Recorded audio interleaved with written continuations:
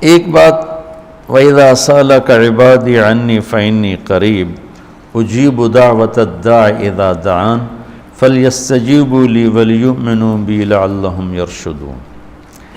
یہ آیت بڑی زبردست ہے اللہ کی رحمت کو بتانے کے لیے۔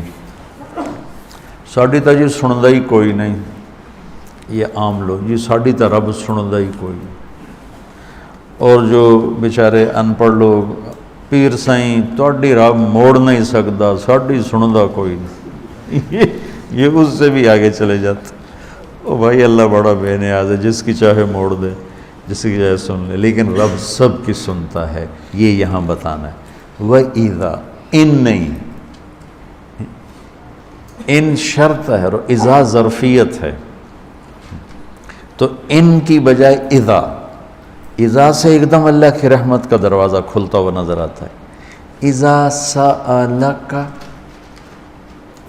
عنی پہلے ہونا چاہیے، عبادی بعد میں ہونا چاہیے۔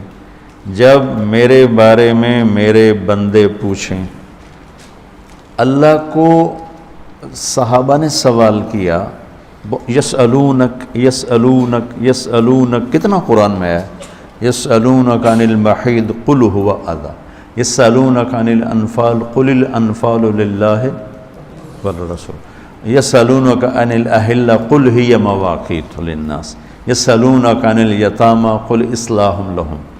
جتنے بھی صحابہ نے سوال کیے وہ آئے ہیں یسألونک، یہ آپ سے پوچھتے ہیں، ٹھیک ہو گیا؟ تو یا حبیبی یا محمد قل، آپ کہیے، یہ جواب ہے۔ یہ سارے قرآن میں طرز ہے، کچھ 14 کے 18 دفعہ یسألونک کا لفظ آیا ہے۔ صحابہ نے سوال کیا، اللہ کدھر ہے، قریب ہے تو مناجات کریں، دور ہے تو زور سے پکاریں۔ تو اس پر آیت یوں اترنی چاہیے تھی، یسألونک عنی، جیسے باقی آ رہا ہے سارے سوالوں کا جو لفظ آیا ہے یسألون، آپ سے پوچھتے ہیں، تو یہاں بھی ہونا چاہیے تھا آپ سے پوچھتے ہیں عنی، میرے بارے میں، قل، تو آپ کہیے ہوا قریب، کہ وہ تمہارے قریب ہے۔ یہ میری بات سمجھ میں آئی؟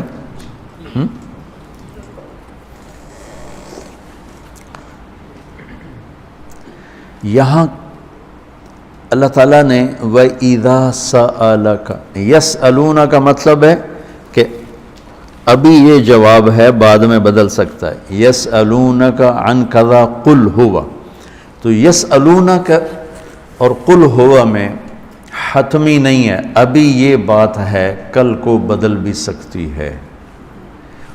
اذا کا مطلب ہے کہ یہ ابدی جواب ہے، یہ جواب قابل تبدیل نہیں ہے، یہ آگے جو جواب آئے گا وہ ہمیشہ کے لیے ہے۔ اب سنو، وَإِذَا سَأَلَكَ عبادی عنی، اپنے آپ کو بعد میں ذکر کیا اور اپنے بندوں کو پہلے ذکر کیا۔ اذا سألک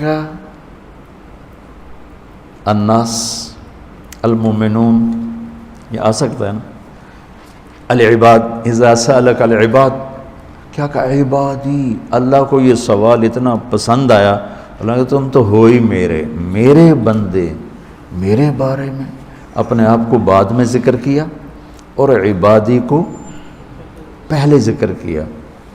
اب میں ایک مثال دیتا ہوں آگے، جو فإنی قریب، میں پوچھتا ہوں مولوی شاہد صاحب سے کہ مولوی عدنان کدھر ہیں،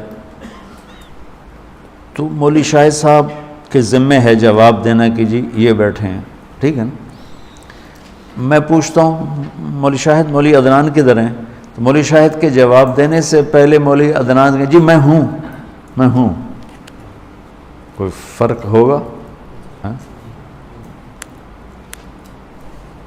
مجھے سمجھ میں نہیں آ رہا، شیخ رمزی واضح کرے تو کرے، مجھے سمجھ میں نہیں آ رہا کہ میں اس کو واضح کیسے کروں کہ اللہ کے نبی سے صحابہ پوچھ رہے ہیں رب کے بارے میں بتائیں، تو اللہ تعالیٰ اس کو یوں لا کر کہتا ہے کہ یہ آپ سے میرے بارے میں پوچھیں تو میرے نبی آپ ہٹ جائیں، میں جواب دیتا ہوں، میں ہوں، تمہارے ساتھ ہوں، تمہارے پاس ہوں، شہرک سے زیادہ قریب ہوں، تمہارے ساتھ ہوں۔ تو کیسے کہتے ہو کہ میں تمہاری سنتا نہیں؟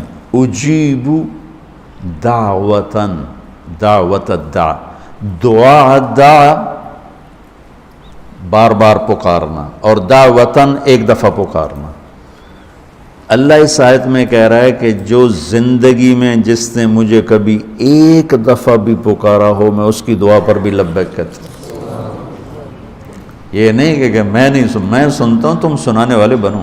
ہم تو مائل بکرم ہیں، کوئی سائل ہی نہیں، راہ دکھلائیں کسے راہ رو منزل ہی نہیں۔ کوئی مانگنے والے تو بنو۔ اور میں قربان جاؤں، اس نے مانگنے کے لیے تقوی نہیں مانگا۔ کتنی عجیب بات۔ اللہ کو پتہ ہے ہر آدمی تو تقوی والا نہیں ہو سکتا، نہیں، اور ہر آدمی علامہ بھی نہیں ہو سکتا، تہجد گزار بھی نہیں ہو سکتا ہے، نمازی بھی نہیں ہو سکتا ہے۔ ایک کام ہر آدمی کر سکتا، اللہ نے وہ لگا دے، مسلمان ہونا بھی نہیں لگایا۔ مسلمان ہونا بھی، ہندوؤں کو کوئی اور رب دے گا، ان کو تو اللہ ہی دے گا۔ تو میں قربان جاؤں، کہتا امن یجیب المضطر اذا دعاہ، بس مجھے آنسو بہا کے دکھا دے، پھر تو ہندو ہے، سکھ ہے، مسلم ہے، عیسائی ہے، آ جاؤں گا، میں آ جاؤں گا۔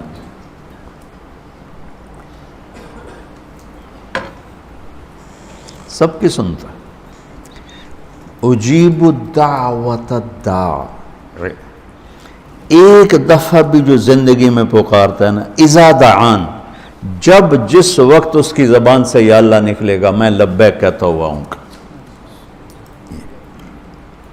تو اس آیت میں بڑی تسلی اللہ نے دی ہے، بڑی تسلی دی ہے کہ اللہ کو پکارو، اللہ سے، صرف اللہ سے مانگو، صرف اللہ سے مانگو۔ وَإِذَا سَأَلْتَ فَاسْأَلِ اللَّهِ وَإِذَا اسْتَعَنْتَ فَاسْتَعِنْ بِاللَّهِ، مخلوق سے مت مانگو، پکارنا ہے تو صرف اللہ کو پکارو۔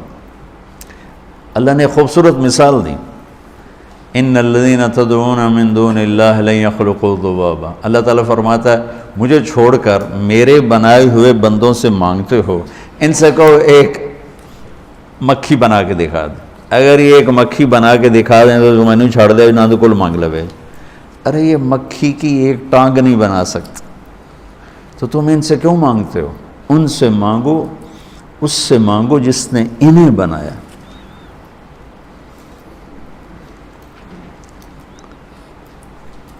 تو اس آیت میں اللہ نے بڑی تسلی دی ہے کہ تم مانگنے والے رو دھو کے میرے سامنے رونا سیکھ لو، کر دوں گا، مضطر بن کے دکھا دو۔